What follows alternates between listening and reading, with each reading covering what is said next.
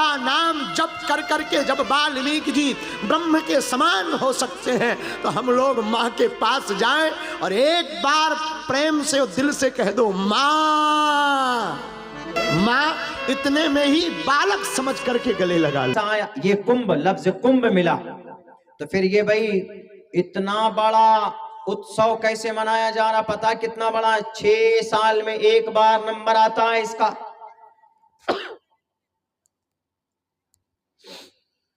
सन 2019 में इस उत्सव को, इस त्योहार को मनाने के लिए 4200 करोड़ रुपए आवंटित किया था। गवर्नमेंट ने इसका बजट दिया था, उत्तर प्रदेश की हुकूमत ने, वहां की सरकार। और अभी कितना पता, अभी 54,500 करोड़ रुपए कुंभ का मेले का आयोजन के लिए दिया गया। और अभी और रिपोर्ट ये आ रही है कि 7,500 करोड़ रुपए कुंभ के मेले में देंगे उसकी तैयारी के लिए। उसकी तैयारी क्या है? कुंभ का मेला क्या है, ये उत्सव क्या है? कोई खास पूजा है? कोई पूजा नहीं है। सिर्फ वहां के गंगा नदी में जाकर नहाने से इंसान के पाप धुल जाते। वाह भाई, ये तो फिर बहुत आसान है। किसी का मर्डर कर दो, कुंभ के मेले में जाकर पानी में नहा लो। किसी की बेटी की इज्जत लूट लो, कुंभ के मेले में जाकर पानी में नहा लो। बेईमानी कर लो, किसी की नाजायज जमीन पर कब्जा कर लो। और प्रयागराज के अंदर में कुंभ का मेले का आयोजन होगा, जाकर के डुबकी लगा लो। 30 दिन से 45 दिन रहता है ना, और जाकर 45 दिन में ही पानी में खड़े हो जाओ। कोई भी गुनाह और पाप करके कहा जाता नहाने से आदमी का पाप बदन, वो पाप धुल जाता है, पाक हो जाता, पवित्र हो जाता। बिल्कुल गलत और गलत और गलत है। शास्त्रों में कहीं नहीं लिखा। शास्त्रों में कुंभ का लफ्ज कुंभ मेले के लिए भी इस्तेमाल नहीं हुआ है। शास्त्र में लफ्ज कुंभ में मेले में नहाने के लिए भी इस्तेमाल नहीं हुआ।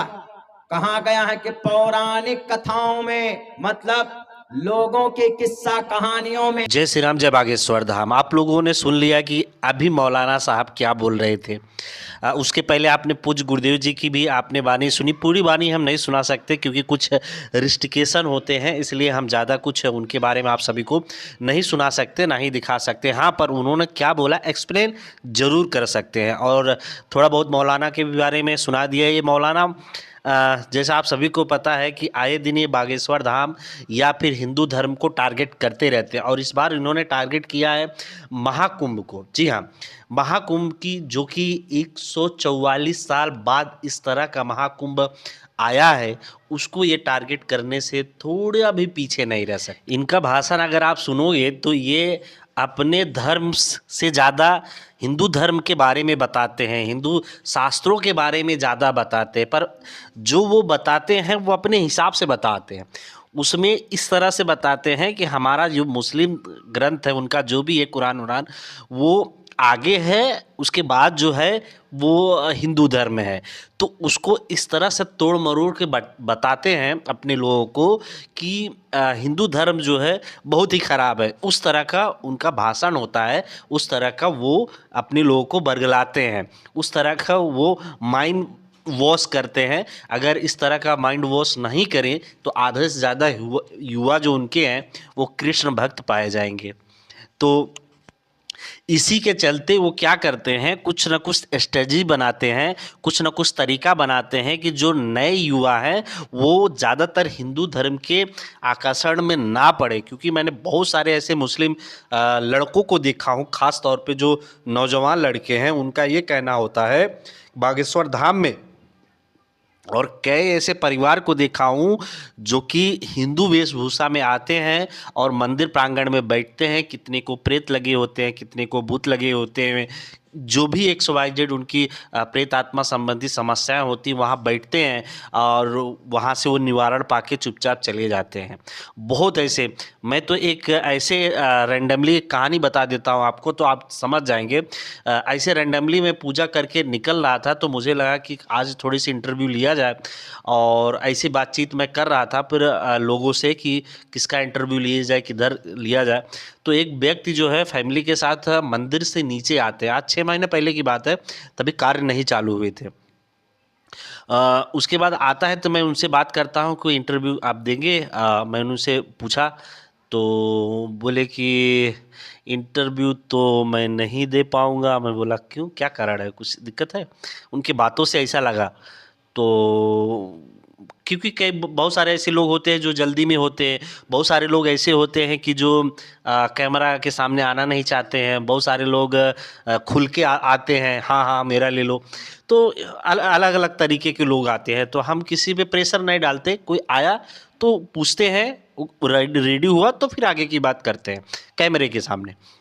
तो वो मना किया, तो फिर मना किया तो बहुत सोच समझ के मना कर रहा था। तो मैं बोला ऐसा क्या हुआ, कुछ दिक्कत है? मैंने ऐसे पूछ लिया रैंडमली। तो बोला एक्चुअली क्या है ना, मैं मुस्लिम हूँ और अगर आप इंटरव्यू लोगे तो ये हमारी बात जो है गांव तक भी जाएगी, फिर हमारे लोग ही हम पे जो है फिर उंगली उठाएंगे और हमें गांव से निकाल देंगे, तो ये दिक्कत है।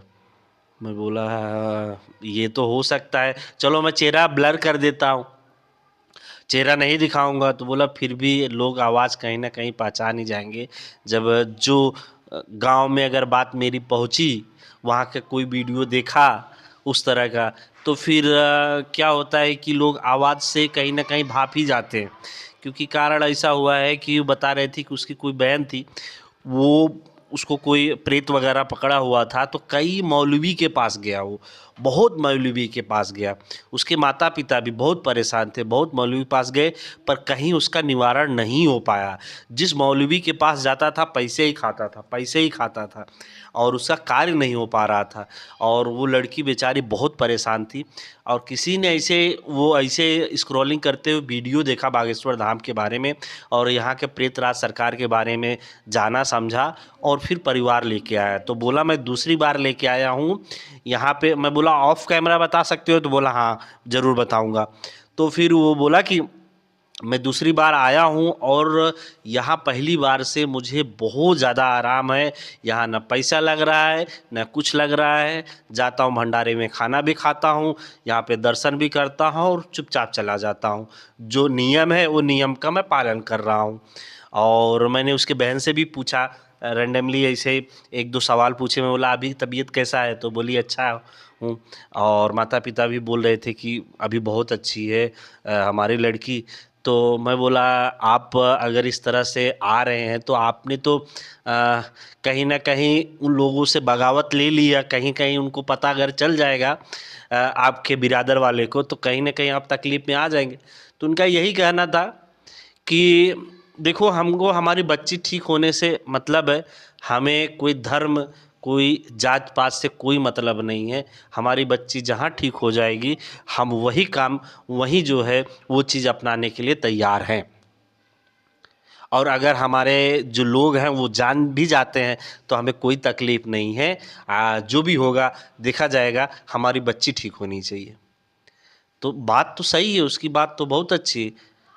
जो धर्म का नाम लेके उन लोग को नहीं आने देते इस तरह के कार्यों में, और जो बहन उनकी एक तरह के अपनी भी बहन समझ लेते, जो भी बहन बेटी हैं उनके धर्म में उनके व्यवस्था में, वो लोग ऐसे बंधनों में मजबूरी में रहना पड़ता है उनको। तो मजबूरी में ना रहे, हम तो खुले कहते हैं कि हमको उस समय भी कहा था कि आप आइए, बिंदास आइए, यहाँ पे कोई दिक्कत नहीं है, पर सच्चे मन से आइए और भक्ति के भाव से आइए। बागेश्वर धाम आपका स्वागत करता है। और मैं फिर उनके साथ खुद प्रसादालय में गया और प्रसाद पाया, और फिर वो लोग वहाँ से निकले। तो इस तरह का जो घटनाएं हैं बहुत आए दिन देखने को मिलता है, बहुत आए दिन देखने को मिलता है। अब मैं इसलिए आपको बता रहा हूँ क्योंकि ये जो मौलाना जी हैं, ये चतुर्वेदी जी हैं, अगर इस तरह का वो मानसिक एक तरह से प्रताड़ना ना करें ये लोग के ऊपर, और अपने धर्म को जो है ऊंचा दिखाए हर मामले में और दूसरे धर्म को नीचा दिखाए, पंथ बोल देते हैं, सॉरी वो धर्म का नाम याद आ जाता है, पंथ को ऊंचा दिखाए, तो ऐसे बहुत सारे मुस्लिम हैं जो एक झटके में, लाखों मुस्लिम हैं एक झटके में हिंदू बन जाए, एक झटके में, मैं बता रहा हूँ। पर कहीं ना कहीं उनको भी अपनी जो है समाज में रहना है और मजबूरी है, भाव है उनका, मानते हैं, पर उस समाज की मजबूरी की वजह से वो बंधे हुए, और जो लोग नहीं बनते हैं वो घर छोड़ देते। बहुत सारे ऐसे कहानी है काशी मथुरा से लेके वृंदावन तक। तो उस बात पे हम नहीं जाते हैं। अब आप सभी को बताते हैं कि एक बागेश्वर धाम सरकार, तो अभी डिटेल मैं आपको लास्ट में बताऊंगा। एक बाबा जो फेमस हुए हैं IITN बाबा, आपने नाम सुना होगा, और प्रयागराज में अभी बैठे हुए, थोड़ी सी उनकी कहानी भी एक्सप्लेन कर देता हूँ। आज के जनरेशन में जिस तरह का वो समझाते हैं वो भी अपने आप में एक बहुत अद्भुत बात है, और भगवान शंकर बालाजी की उनके ऊपर भी बहुत कृपा हुई है और आजकल वो फेमस चल रहे हैं। तो अब आप सभी को मैं बता दूं कि पूज्य गुरुदेव जी का संकल्प जो है वो आप सभी को पता है, कन्या विवाह आने वाला है। 251 कन्याओं की शादी हो रही है। 19 फरवरी को ऑल MP यानी कि मध्य प्रदेश के जितने आदिवासी लोग हैं, आदिवासी ही बोल सकता हूँ, आदिवासी लोग हैं वो बागेश्वर धाम में आ रहे हैं। आप सभी का भी स्वागत है। पूज्य गुरुदेव जी फरवरी के 5 फरवरी के बाद, शायद 5-7 फरवरी के बाद ज़्यादातर वो धाम पे ही रहेंगे, फिर भी आप लोग पता करके आइएगा। पर 15 फरवरी के बाद वो निरंतर धाम पे ही रहेंगे। उसके बाद तैयारियां, सब कार्यक्रम जो कन्या विवाह के हैं वो चालू हो जाएंगे। इस बार जो कन्या विवाह है वो जो आदिवासी समाज है उनके ऊपर किया जा रहा है, उनका थीम है, आदिवासी थीम के हिसाब से काम किया जाएगा। सजावटी भी उस हिसाब से किया जाएगी, क्योंकि ज़्यादातर जो कन्याओं का शादी होगा वो आदिवासी समाज के लोग का होगा। पूज्य गुरुदेव जी ने पिछले साल, आप सभी को पता है कि मोटरसाइकिल दिए थे, पर इस साल मोटरसाइकिल ना देते हुए कन्याओं की शादी को बढ़ा दिया गया। मतलब जो पहले 151 कन्याएं थी पिछले साल, अभी इस साल जो है 251 कन्याओं की शादी किया जा रहा है। और मोटरसाइकिल पिछले साल तो दिए थे, पर इस साल मोटरसाइकिल नहीं देंगे। बाकी का घर का पूरा सामान XYZ, आपको बता दूं XYZ 36 तरह का सामान पिछले टाइम दिए थे। अगर मैं गलत हूँ तो आप मुझे बताइएगा, शायद ज़्यादा ही दिए थे, पर मुझे अभी कन्फ्यूजन में हो। 36 या 40 तरह का सामान दिए थे पूज्य गुरुदेव जी। आप सोचो कि जितना एक माँ बाप करते हैं उतना ही पूज्य गुरुदेव जी करेंगे इस बार भी। तो आप सभी जो है धाम पे आइए और कन्या विवाह में आप सभी शामिल हुइए। बाकी का डिटेल आप सभी को पूज्य गुरुदेव जी के कल की वीडियो में आप सभी को मिल जाएगी। आप सभी का क्या कहना है इन मौलाना और चतुर्वेदी के बारे में, और जो आए दिन अपने धर्म को ऊंचा और हमारे सनातन धर्म को नीचा दिखाने की कोशिश करते रहते हैं, फिर भी वो कामयाब नहीं होते हैं। ऐसे लोग को भी जवाब देना बहुत ज़्यादा जरूरी हो गया है। बाकी आप सभी का क्या कहना है कमेंट करके हमें ज़रूर बताइएगा। जय श्री राम, जय बागेश्वर धाम।